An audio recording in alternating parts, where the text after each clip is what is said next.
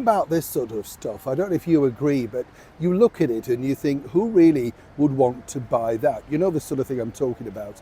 These royal expose books, we saw exactly how fast they crash and burn. If you look at Endgame, what a debacle that was. A huge embarrassment, you know, not just to the publisher, but of course to the alleged author also. But these people have brass necks, you know, they don't care. They're back again, this time spinning a novel, which apparently there was such a bidding war for all of these TV companies who wanted to make it.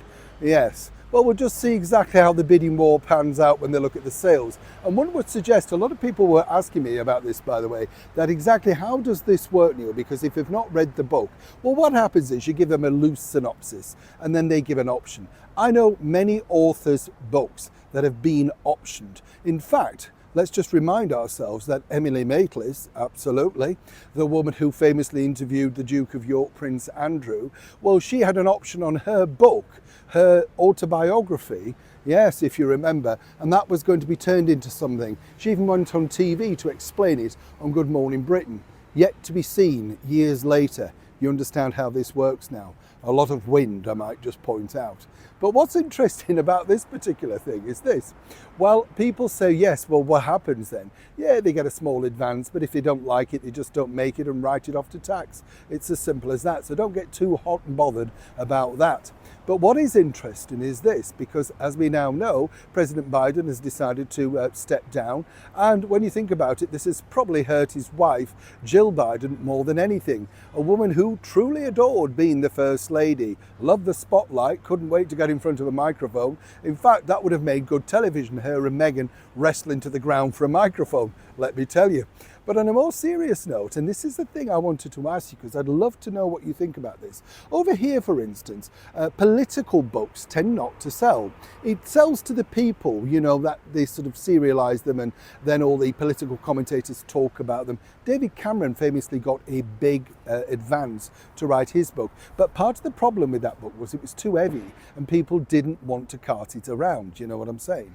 And recently, of course, Liz Truss, who was Prime Minister for just around about 44 days, she got a very small advance but worked the book so well that she actually did make some money on it. So you see, it's one way or another.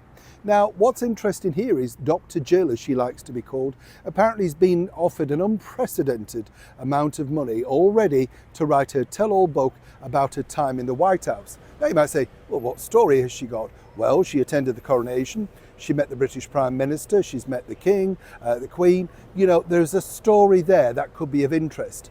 Whether it's a sellable story remains to be seen, because obviously, as we all know who watch this channel, the juicy bits, the best bits, are normally put in the paper for free. And the rest of it is a lot of waffle, isn't it, you know? So I'm not quite sure exactly whether the publishers would get their return on this. But right now, over in America, apparently, there's a bidding war. And when you think about politics and you think, oh, they're all working for the good of us. No, they're working for their own profile to make sure that in the end, when they leave, they have a life of luxury. Well, you and I are looking, thinking, but we voted for you and you were going to do so much for us. And that applies, let me tell you, to every single political party. How much do you think Dr. Jill is truly worth? And as they're talking about 5, 6 million, truly, do you think she'll be able to pick up that level of money? Let's not forget, Prince Harry picked up a substantial amount and his stories weren't even true. Neil Sean, Westminster, London.